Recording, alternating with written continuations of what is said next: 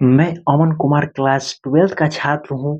Class 12th में science subject लेके पढ़ रहा हूँ, जिसमें 3 सब बायो से हूँ। Physics, chemistry, biology, Hindi, English और मेरा एक्स्ट्रा में मैथ है, जो कि मैथ का हम 1% तैयारी अभी तक नहीं कर चुके हैं। अभी हम रिवीजन के लिए बायो सब्जेक्ट लेके पढ़ने के लिए बैठे हैं, जिसका पहला चैप्टर का नाम है रिप्रोडक्शन इन ऑर्गेनिज्म, जो कि बायोलॉजी का फर्स्ट नंबर चैप्टर है। और पहले हम हिंदी मीडियम में क्लास 10 तक पढ़ाई किए हैं, उसके बाद हम इंग्लिश मीडियम में आ गए, जिसके कारण बहुत स्पेलिंग मिस्टेक, वर्ड प्रॉब्लम, पढ़ने नहीं आता था। लेकिन अब धीरे धीरे बहुत चीज सुधार हुआ है, अभी अपना से लिख पा रहे हैं।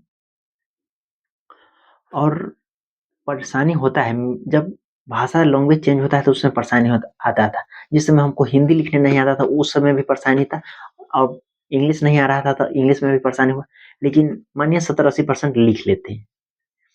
आज हम लोग बायोलॉजी का लेसन नंबर 1 पढ़ने वाले हैं। तो बायोलॉजी का पहला चैप्टर का नाम है रिप्रोडक्शन रिप्रोडक्शन इन ऑर्गेनिक। तो आइए थोड़ा बायोलॉजी के बारे में जानते हैं। बायोलॉजी के पिता अरस्तु के कहा जाता है। बायोलॉजी 2 शब्द से मिलकर बना है, बायोस और लोगोस। बायोलॉजी किसे कहा जाता है? तो जिसके अंदर पूरे ऑर्गेनिज्म का, मतलब एक इन्वायरमेंट के अंदर जितना भी ऑर्गेनिज्म है, उस सब का स्टडी करना ही बायोलॉजी कहलाता है। अब आते हम लोग जानते हैं, चैप्टर का नाम है रिप्रोडक्शन इन ऑर्गेनिज्म। तो रिप्रोडक्शन क्या है? तो आप लोग बोलिएगा, it is a capacity of produce individual identical and non identical known as reproduction. Identical मतलब जिसका पेरेंट का जेनेटिकल एंड मॉर्फोलॉजिकल सिमिलर हो, और नॉन आइडेंटिकल का मतलब जो जिसका पेरेंट डिफरेंट हो, मेल अलग हो और फीमेल अलग हो, तो उसको नॉन आइडेंटिकल कहा जाता है। लाइफ स्पेन क्या है? लाइफ स्पेन क्या है? तो a period between death to breath known as life span. तो it is depend upon the rate of respiration. मतलब आपके जीवन काल से लेके और मृत्यु के बीच के समय को लाइफ स्पेन कहा जाता है। A period between death to breath known as life span. यह किस पे डिपेंड करता है? रेट ऑफ रिस्पायरेशन का। और जिसका रेट ऑफ रिस्पायरेशन फास्ट होता है, उसका लाइफ स्पेन शॉर्ट होता है। और जिसका रेट ऑफ रिस्पायरेशन स्लो होता है, उसका लाइफ स्पेन लॉन्ग होता है। एक तो लारिया ट्रिनिडाटा करके अमेरिका में पौधा पाया जाता है, जो कि 11,300 ईयर से जीवित है, जो कि कैलिफोर्निया में पाया जाता है। अब हम लोग कुछ ऑर्गेनिज्म का लाइफ स्पेन देखने वाले। मे फ्लाई का 1 दिन का जीवन काल है, कीड़ा का 1 डे, हाउस फ्लाई का 1 वीक, बटरफ्लाई का 1 मंथ, चावल, गेहूं, मक्का, इस सब का जीवन काल 3 से 4 मंथ। और उसके बाद डॉग का 20 ईयर। उसके बाद अब हम लोग रैट का 3 से 4 ईयर, क्रो यानी कौवा का 10 से 12 ईयर। उसके बाद एलिफेंट का 70 ईयर, काऊ का 10 से 15 ईयर, हॉर्स का 60 से 70, ईगल का 90 ईयर। मतलब एक ईगल का जीवन काल 90 साल होता है, और उससे भी ज्यादा तोता का होता है 140। पैरोट का जीवन काल मतलब लाइफ स्पेन 140 ईयर, टोटल का 200 ईयर, और उसके बाद बनियान का 200 से 250। अब हम लोग पढ़ने वाले types of reproduction. There are 2 types of reproduction. पहला सेक्सुअल रिप्रोडक्शन और दूसरा एसेक्सुअल रिप्रोडक्शन। तो सबसे पहले हम लोग पढ़ने वाले हैं एसेक्सुअल रिप्रोडक्शन क्या होता है। एसेक्सुअल रिप्रोडक्शन बोला जाता है जिसमें एक ऑर्गेनिज्म भाग लेता है। देखिए, an organism develop without fertilisation known as asexual reproduction.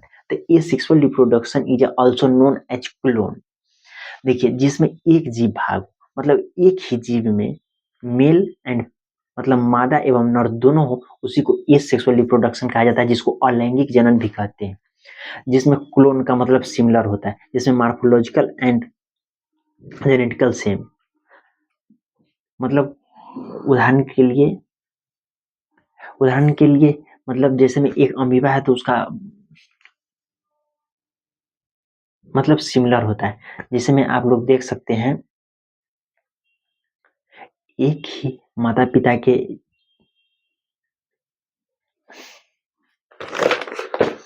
Example में जैसे में अमीबा हो गया, पैरामीशियम हो गया। अब एडवांटेज ऑफ सेक्सुअल रिप्रोडक्शन की विशेषताएं क्या है? तो it is take less time, इसमें टाइम नहीं लगता है। It gametes do not formation, इसमें मतलब गैमेट्स स्पर्म या ओवम का इसमें कोई रोल नहीं होता है।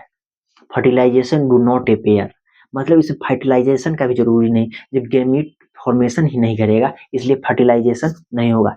It is a mitosis cell division, mitosis cell division का मतलब होता है इक्वल सेल डिवीजन करेगा, एक इधर तो एक इधर, इक्वल, एक बराबर।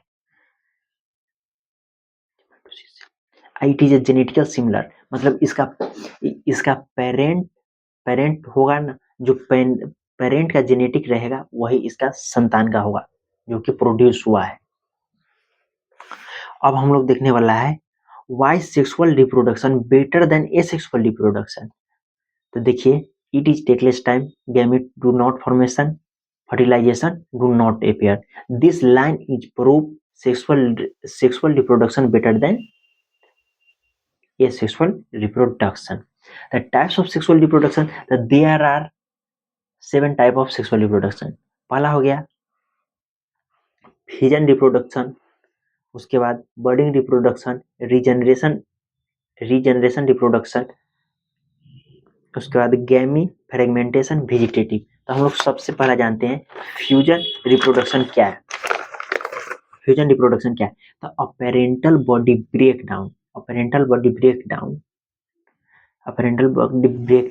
two part, each part develop new organism known as fusion reproduction।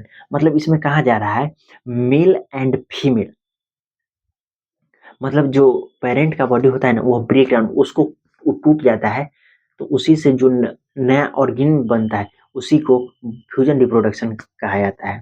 The types of fusion reproduction, तो there are 2 types of fusion reproduction. पहला बाइनरी फ्यूजन और दूसरा मल्टीपल फ्यूजन। तो बाइनरी फ्यूजन क्या है? तो a parental body break down to और more than two two parent more than 2 part, each part develop new organism known as binary fission। तो example में हो गया bacteria, paramecium, amoeba, euglena. The types of binary fission, तो there are 2 types of binary fission. पहला transfer binary fission और एक longitudinal binary fission. Transfer मतलब एक तो हॉरिजॉन्टल अपना रिप्रोडक्शन करेगा और एक तो वर्टिकल लाइन में करेगा। तो हम लोग जानते हैं ट्रांसफर बाइनरी फिजन क्या है। तो इसमें एक parental body break down horizontal two equal part develop, मतलब हॉरिजॉन्टल मतलब होता है उदर्ग, ऐसे करके वो रिप्रोडक्शन करेगा। जैसे में आप लोग ये कहीं होगा तो ये देख सकते हैं ये ऐसे इसमें कटिंग होगा बीच में से, तो इसी को हॉरिजॉन्टल कहा जाता है। तो horizontal two equal part develop new organism, तो नोन